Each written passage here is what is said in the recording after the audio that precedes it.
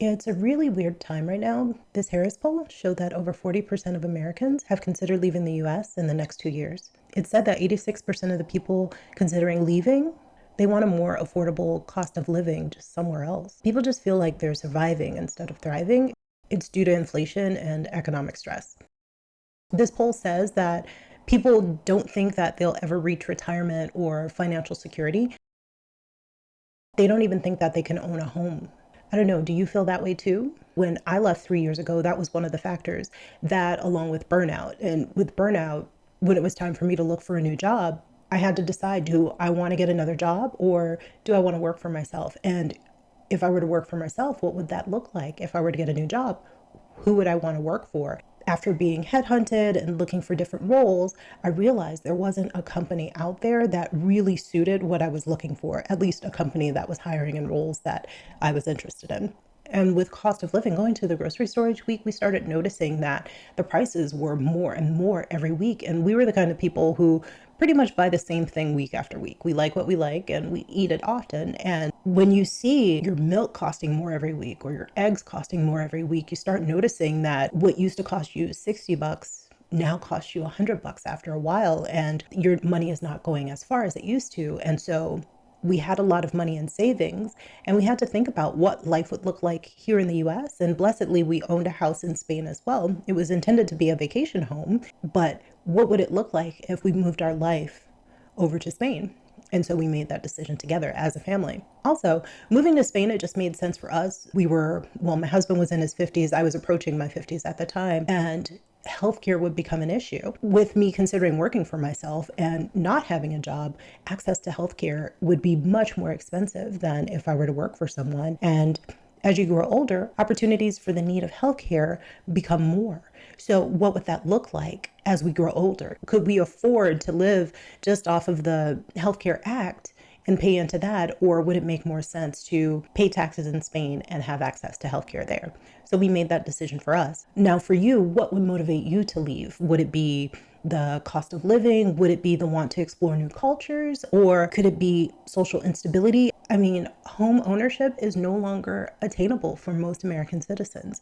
That is something to consider. This survey pointed out the people who were most likely considering moving. It says 63% Gen Z, 52% millennials, 61% LGBTQIA, 61% Hispanic, and 57% Black.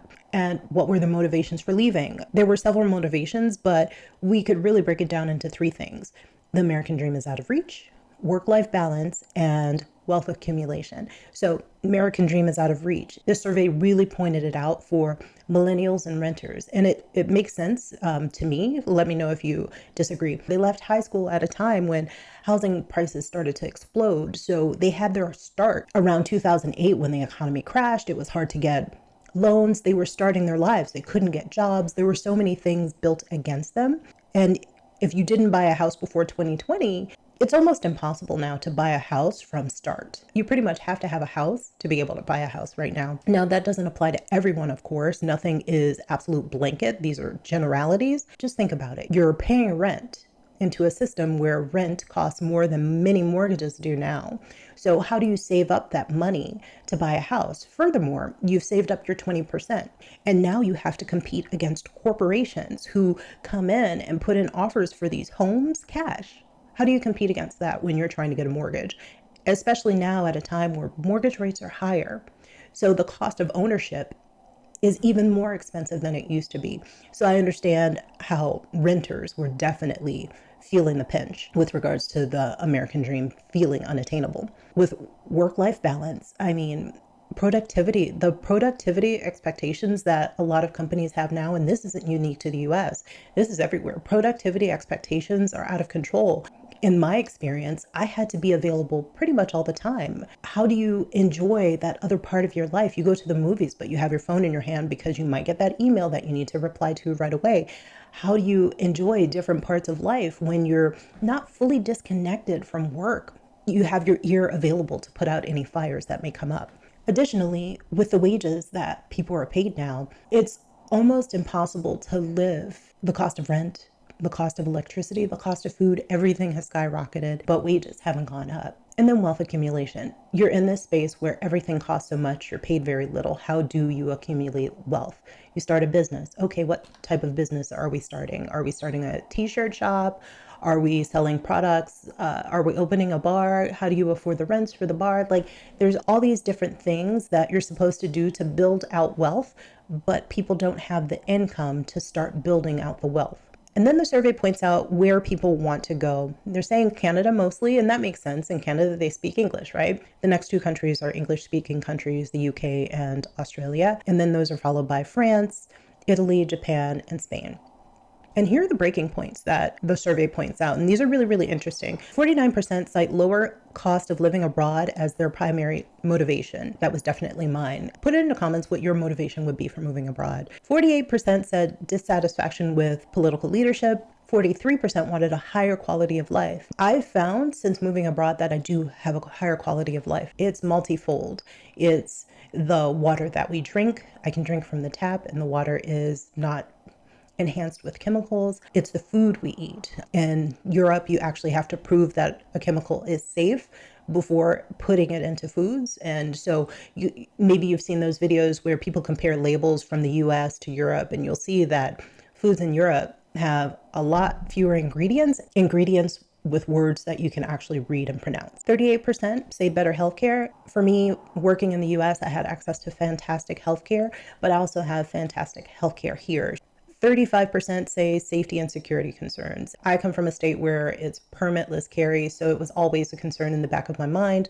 A lot of people think that the more guns, the more safe you are. I'm of a mind, the fewer guns, the more safe you are. The survey also brings up how people choose where they go. And this is really interesting. A lot of people want dual citizenship, and I completely understand that. You don't want to give up on the culture that you came from. You want to still have access to it, but you also want to have access to live in this other place. People who were looking for dual citizenship, they were young adults, minorities. It was roughly half, 49%, of Americans, they expressed their interest in obtaining dual citizenship. It says Americans are eager for services that could make moving abroad a smooth and convenient process, with 60% even expressing willingness to pay. Now, I've been asked many times in my comments for help with moving to Spain. It's not something that I'm looking to do, but there's a lot of resources that are out there for you. Now, there's two creators. First is James Blick from Spain Revealed. He and his wife Yoli, she is from Spain and he's from Australia or New Zealand, I believe.